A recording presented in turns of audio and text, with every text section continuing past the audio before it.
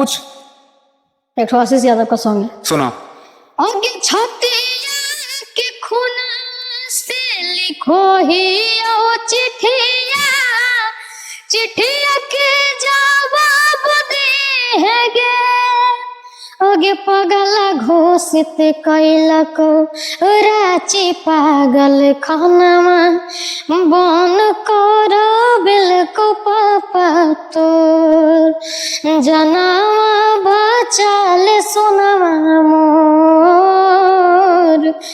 आगे छतिया के खुनावा से लिखो ही ओ चिट्ठिया, चिट्ठिया के जवाब देगे कि पगला घोषित कैला को राची पागल खानावा बन कर बिल को पापा तोर जनावा बचाल सोनावा मोर जना